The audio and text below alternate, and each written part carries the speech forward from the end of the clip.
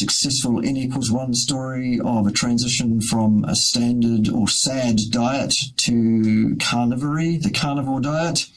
My very special guest today is Laura, and she's going to tell us all about it, pretty much. So why don't you just jump up on your hind legs and tell us where you came from, what the situation was, what you were experiencing, and how things are now. Will do. So I live in the Bronx in New York City, and I'm in my 60s. I'm 66 this year, actually, and was a stupid American diet consumer for my entire life, really, following to the best of my ability the advice of the authorities that, as described by nowadays by Nina Teicholz, the lies and the sugar industry and the big pharma industry and big agra has told 3-4 generations in the United States now to eat low fat, high carb, and our lifespan is dropping precipitously. And I watched family members. I come from a family that lives well into their 90s, and I've watched family members dying of heart disease in their 70s. Even both of my grandmothers died from Alzheimer's in their 90s. So, I know we're meant to be long-lived, and yet all the typical diseases of old age caused by inflammation and such are starting to take effect in my family. I'm seeing it as a pattern. And I myself, at 62, found that I had to have a surgery to have half my thyroid removed because of papillary thyroid carcinoma, which is skyrocketing worldwide. And that's probably got multiple causes. But I think probably the diet is contributing to it also. I have a science background. You'll be interested to know. I have a bachelor's degree in chemistry and a PhD in medical physiology. And I did research at Yale University and Einstein College of Medicine for more than 25 years. I also taught high school science for a brief time, couldn't stand it, and went back to doing adjunct biochemistry teaching at a college in New York City, and recently have retired from that. However, I was able to I was teaching nutritional biochemistry to students who wanted to be coaches and nutritionists and dietitians. And so at the same time, started doing that around the time I had my thyroid problem. And I had been watching the internet, watching YouTube, listening to Ken Berry, gradually picked up Anthony Chaffee's work, Sean Baker, joined the Steak and Butter Gang, which is where I ran into you, actually, and have been gradually moving since 2018, 2019 into a carnivore lifestyle, just because it made so much sense to me. And as I was listening to Ken Berry and teaching biochemistry, I started including his videos and his references, and having my students look over the journal articles that had been rediscovered from the 60s that changed the American College of Cardiology's attitude about saturated fats, and had them read it and write online and discuss it with each other and with me, and felt their pushback and their frustration at having been taught exactly the opposite for all those years. And I found it very fascinating that they're teaching the dietitians totally the wrong thing. I listened to Ken Berry's interview of Michelle Hearn, who wrote The Dietitian's Dilemma, and wrote to her online, and she was very gracious and wrote back to me. And since I was teaching on Zoom, she agreed to come and join my class. And talk to the budding dietitians and explain what her dilemma was and explain what the problems were in her field. And they were fascinated with it. And I was very happy to be able to connect them to her. I had classes of 70 some students. And I will say to you that in all those years of learning and using biochemistry in the laboratory, I never heard of the Randall cycle until I started listening to you. Can you believe it? Yep. I mean, I can't believe that. Yep. I can't believe it. I took undergraduate and medical school biochemistry and never heard of the Randall cycle. Mm-hmm. And I'm amazed by that. Yeah. But I'm so happy to have found your programs because I have to say you give voice to the frustration and anger that I feel with the system, both the system of research and the corruption there that led to Ansel Keys and all of this bullshit that passes as quality research that has led to whole society, the world eating incorrectly. And they're still coming on and saying the same thing. And I'm going to my endocrinologist, getting supplemented for thyroid, and he's suggesting plant-based diets. And I'm having to bring him literature and try to explain to him why he's wrong, you know. And he's a good endocrinologist as far as that goes, but I don't think he's thought about biochemistry since his first year of medical school. And it's very frustrating to me that he's trying, even though he knows I'm a physiologist and that I did my research with thyroid hormone, that he's trying to tell me that because my TSH is in the normal range, that means I'm healthy, I'm euthyroid, you know? Yeah. So I have to argue with him, and I have to go pay out of pocket to somebody else who will give me prescriptions for T3 to supplement. And as a result, I'm not the most successful carnivore that you're going to have on. I'm still struggling at my age with, menopausal issues as well as the thyroid, both of which are contributing to my having been on a plateau for about 1.5 years now. Right. So I've been going to the carnivore group, and that's where I listen to you, but I'm not making much in the way of progress. I'm not gaining, at least, and I'm not grossly obese, of course, although that's not the case in terms of what it says on my records. Physicians are still looking at BMI and calling you, obese if you're a few pounds overweight. Yeah. What they consider to be overweight. But I'm mostly concerned with making sure I don't end up with dementia like my grandmother's or any number of other illnesses. It's really funny that as I've been going more and more carnivore, the endocrinologist has been asking me, okay, you're supposed to go get this done. It's time to get a colonoscopy. It's time to do this. It's time to do that. And he keeps expecting the worst and is horrified at how incredibly healthy I am. Okay. I have coronary artery scores of all 0. Awesome. He says, don't you have diverticulosis? No. Why should I? Well, you're not eating any what? Yeah, what am I not eating that fiber. He's worried about? Yeah, fiber. What? Yeah. Fiber. Yeah. I'm not eating plants. I'm not getting fiber in, and therefore I must be causing diverticulosis. No. So I'm going to just keep doing what I'm doing, and I'm telling everybody I'm close to about it till they're sick of hearing it, but I don't really care. And my husband is adjusting his way to the extent he could stand to. It's hard, we have been eating too many carbs, pouring, what is it you say? Pouring carbohydrates down our stupid necks for 30, 40 years. And it's not easy to change your habits, right? Correct. Yeah, it is not. But I'm doing it.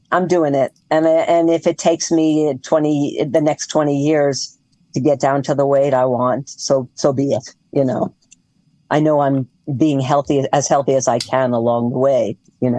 I love listening to you debunk people who call themselves doctor and don't know what the hell they're talking about. I love it.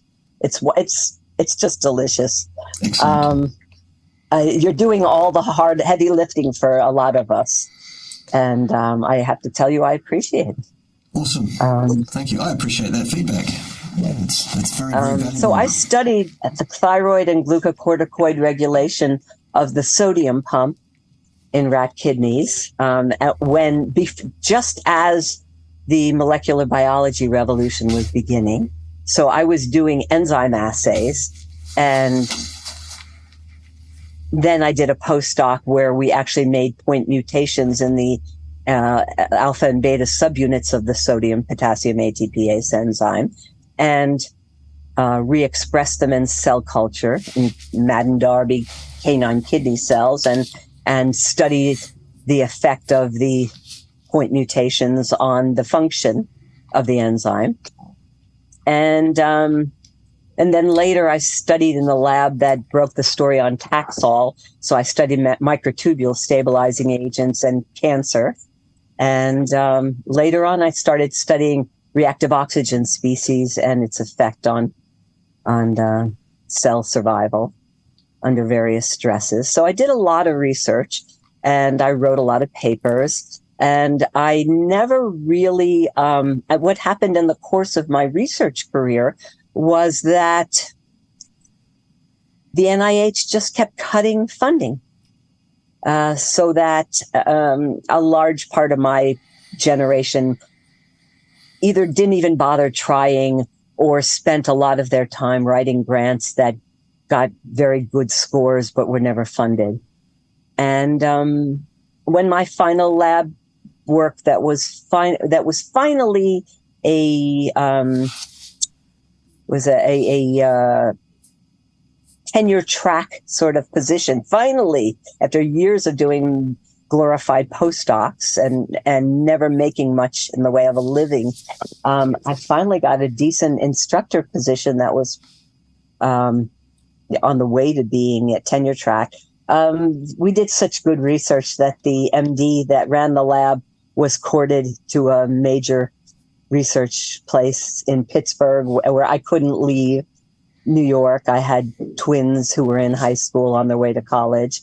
And I left research and I got a master's in adolescent education. I taught high school in the South Bronx for a few years, but the strain of it was torturous. That the students are so, I don't know, they're just so, they feel so hopeless about it, about their education doing any good for them, that the work was so stressful. That was just before my thyroid cancer. So I really do believe that had something to do with it. Today I listened to your video description on Pim's site about your eye condition. Yeah. That's fascinating. Yeah. Absolutely fascinating. Yeah. I know many people with that condition, and I've never heard of anybody preventing it from going forward, Yeah, when they make that particular diagnosis, and we're talking about what is called 2010, you said? Yeah, it was about 2010 or so, and we're talking about wet macular degeneration. Right. When I was diagnosed, it was by the best eye specialist in New Zealand. And he said to me, "This is a progressive condition. Horrible. There is no cure. There is no hope. You will lose your sight, probably in the next 5 years." And he said he had never seen a case as advanced as mine was in a man of my age at the time. You were 38 at the time. I was 38, 39, something like that. And I was told that my eyes were those of a 70-year-old, and a 70-year-old who could expect to be blind in the next 5 years, frankly, and get ready for that. Fortunately, I found... What a sucker punch that must have been. I mean, you must have been like... beside yourself. Yeah, absolutely terrifying. I have never been so concerned, I don't think, about my health in any other respect necessarily. I'm sure there are worse things, but I can't think of too many things that I would fear more than not being able to see anymore. That being said, serendipitously, I found a solution. I found a supplement being marketed by a company who were claiming and promising that they had a supplement that would cause my bone marrow to release extra adult stem cells than it otherwise would, and that these would tool around in my body and find tissues in need of repair and renewal. And as such, I could expect all sorts of potential health benefits, although they weren't able, because of FDA regulations, to make any promises about anything specific. So on faith, really, I started to become involved with taking that product. This is 13 years ago now. And I've taken it pretty much religiously, pretty much every day since, with small breaks here and there for various reasons. Now I'm involved in actually marketing the product. I was a customer, a retail customer of the product for 10 years. Yes, I was paying full retail for a product I could have been getting cheaper. Anyway, now I'm a distributor in my own right, and I market the product, and I swear by this product because that is my experience. I was told I would be blind something like 8 years ago. Well, I have that much faith in you that I knew you were a marketer because I went online and found out on the site that you it's not put a at the bottom of your it's video. Not a secret. Right, Yeah. right.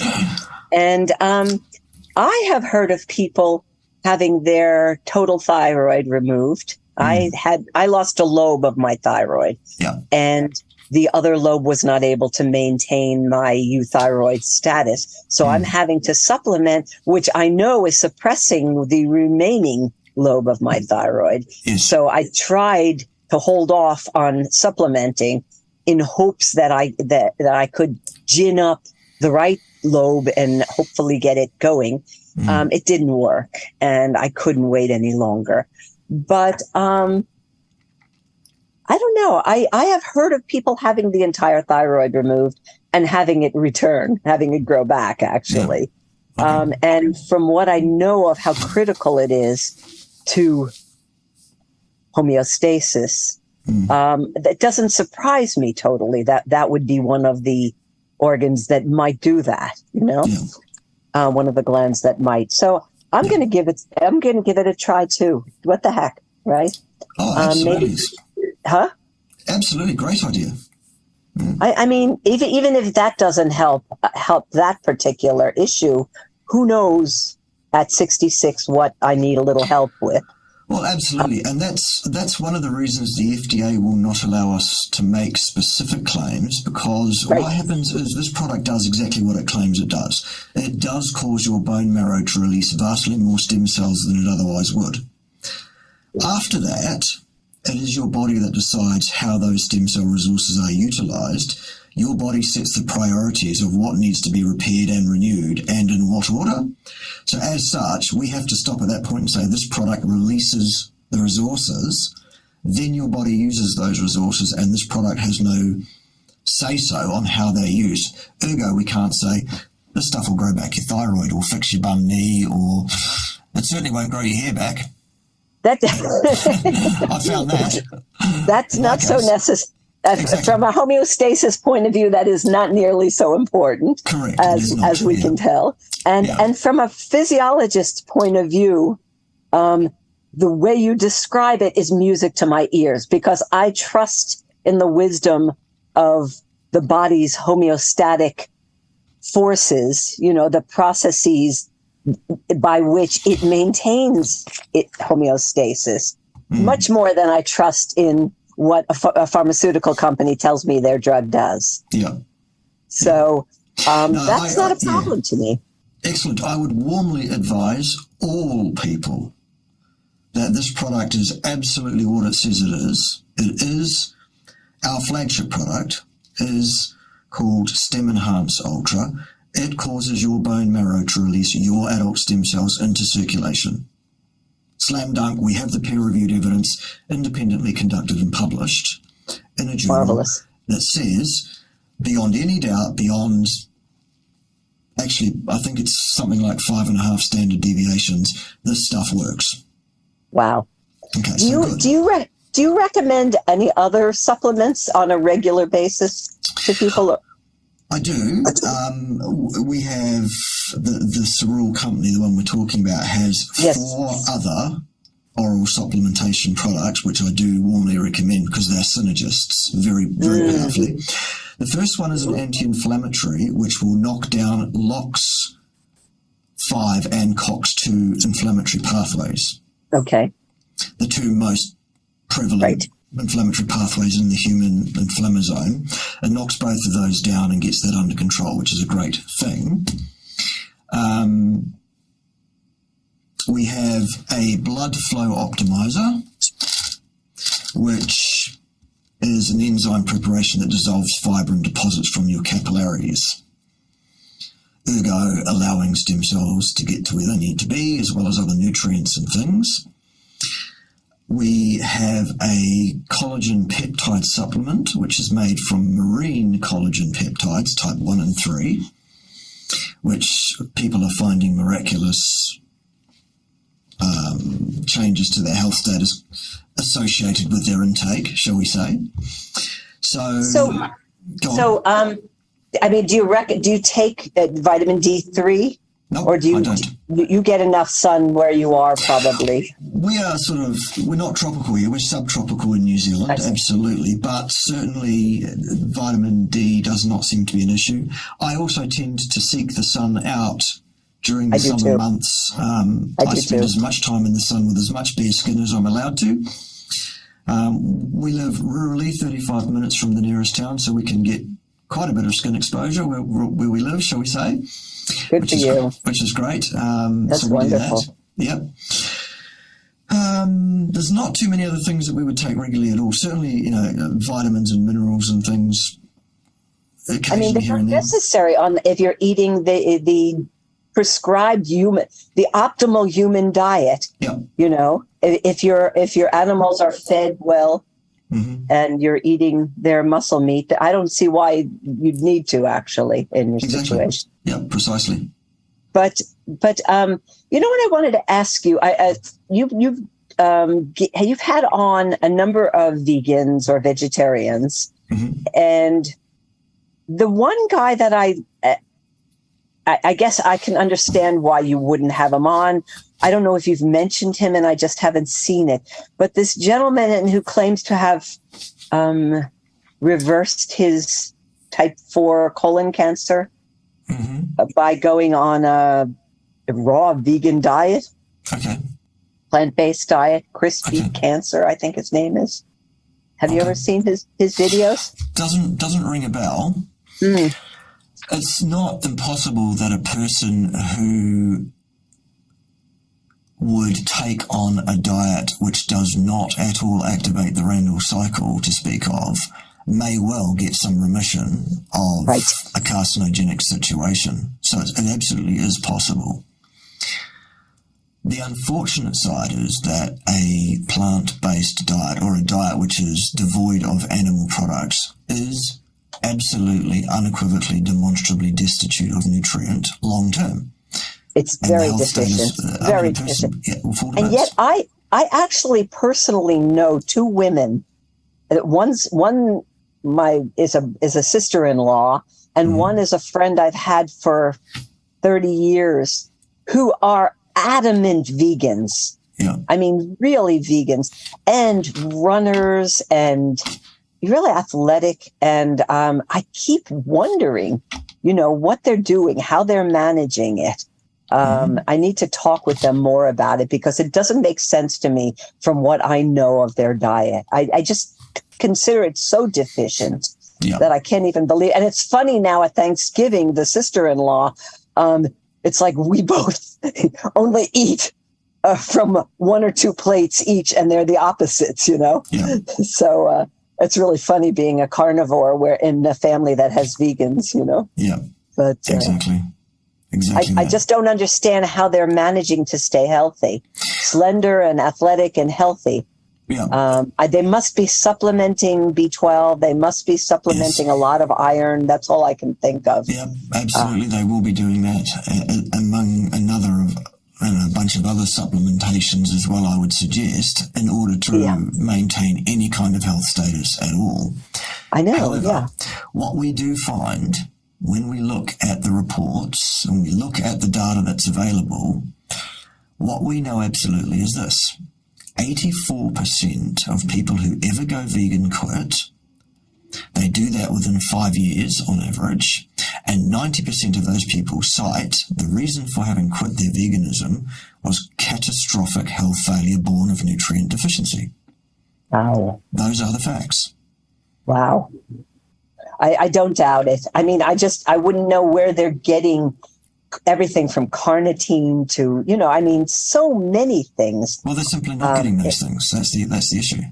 Yeah, if they're not eating even egg yolks, I don't know where they're getting the stuff that they need. So it doesn't make sense to me. And the whole discussion of the gut and the fiber is so ludicrous. I can't believe that that's the thing that people keep bringing up because it's so unnecessary. Yeah. It's so clear to me that it's so unnecessary. I have no trouble with any of those issues or any issues for that matter, except for having lost my thyroid. But I'm gonna beat this anyway. I'm actually taking it on myself to supplement T3 and bring down the T4 and figure out from my symptoms when I truly am euthyroid, and the heck with him and his TSH test, So that's all I can do at this point, you know. Stem enhance, plasma flow, Psi-active, collagen active, get into it. And the other thing is that I know Ken Berry talks about GERD and reflux and problems that people have who eat a lot of carbohydrates and a lot of fiber in their diet. Yeah. And I recently had a hiatal hernia repair. Okay. I can't believe I had a elective surgery. I never would have volunteered for such a thing, but it's gone. I mean, there's no reflux. There's no problem with digestion as long as I stay carnivore. I do get heartburn if it's interesting that if you've been carnivore for a while and you go off the wagon a little bit, you get a payback real suddenly, real quickly, Your body is saying to you, don't go down that road, right? Have you noticed that too? Absolutely. It's very, very much an almost universal thing.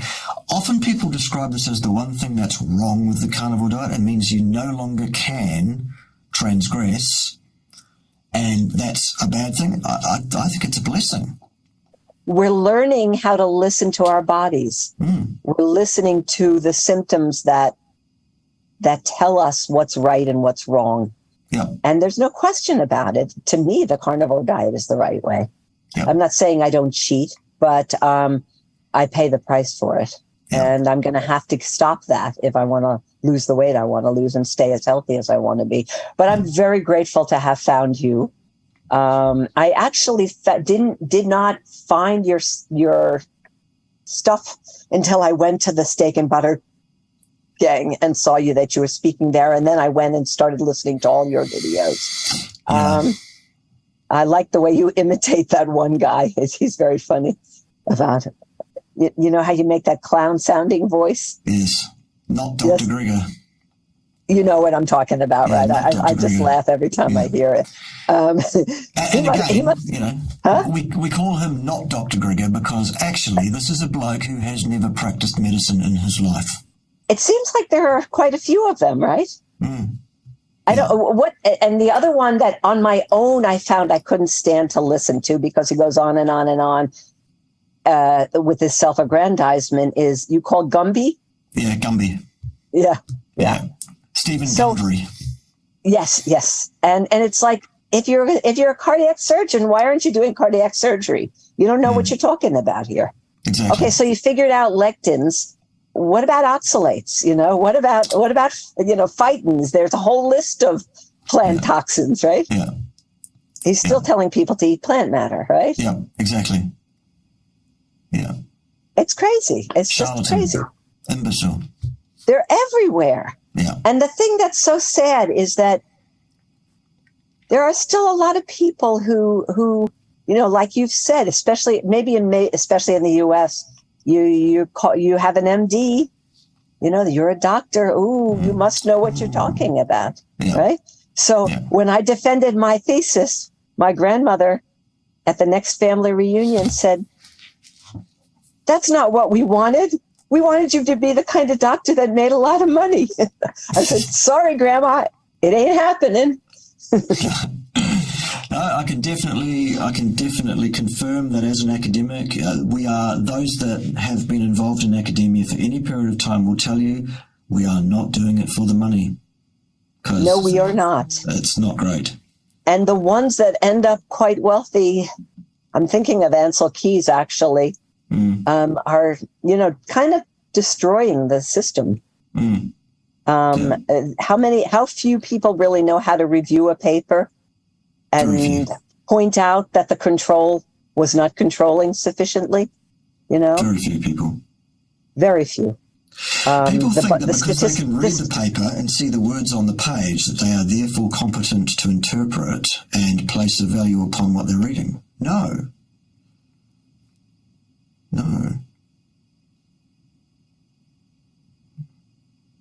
Yeah, it's kind of a sad thing for me. I went into it for the wrong reason, and I didn't get very far in it, except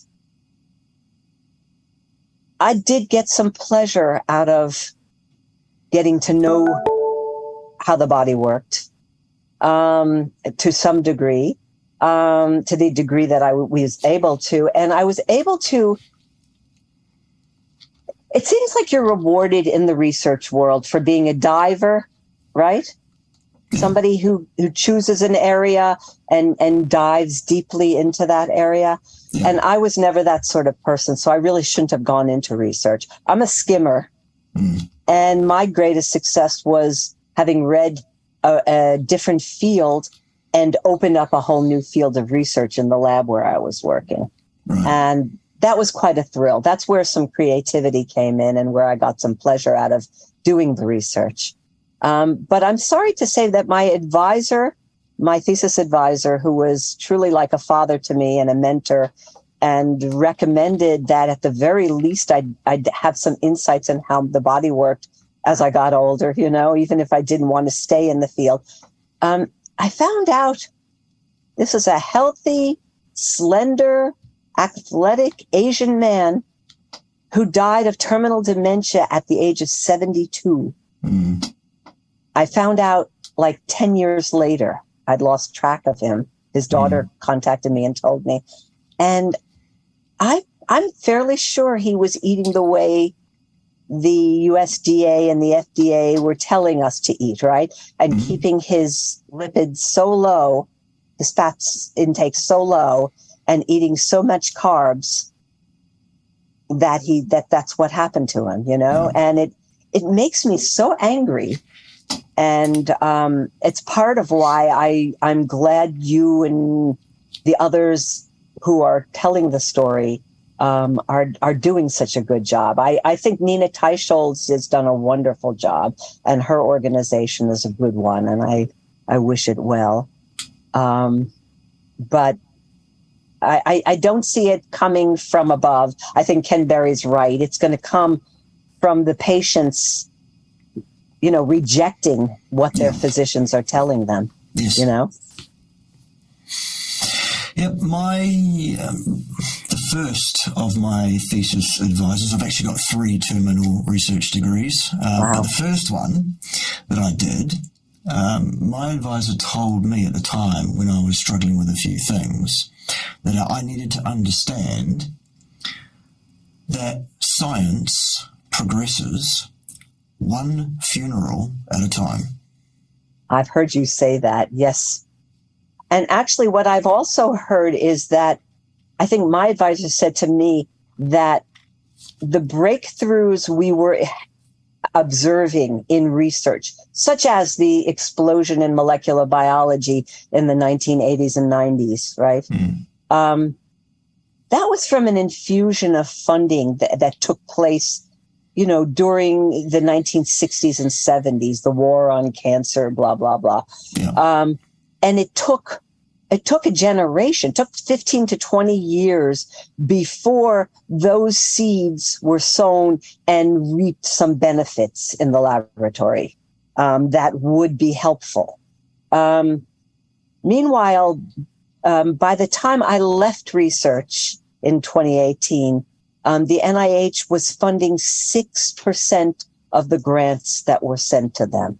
Yeah. Okay, so the U.S. is being passed by Korea and Japan and China and so many other countries where the research is being done. Yeah.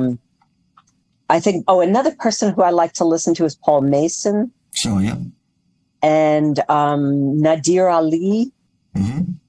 Also, a couple of physicians who really are pushing back on the bullshit. And I think they're absolutely wonderful to do that. I think Ken Berry probably is taking a lot of guff for it, but he's such a success story. And I think you're doing the same thing in a totally different way. I think there are people who appreciate your honesty and the courage that you have to say it like it is. Yeah.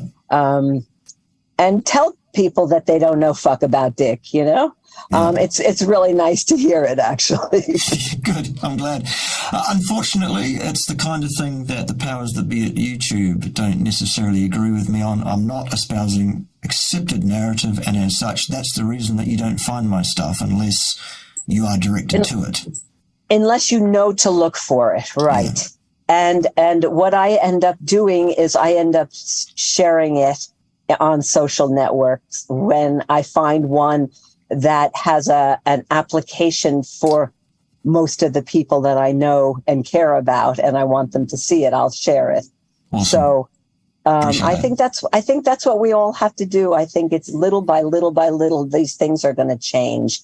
And I think if enough people like the Steak and Butter gang, you saw them there. Mm-hmm. You saw Emily and you saw people who had been incredibly unhealthy and obese and who got very healthy. And bit by bit, they're going to be letting other people know that this is how you have to do it. And this is why.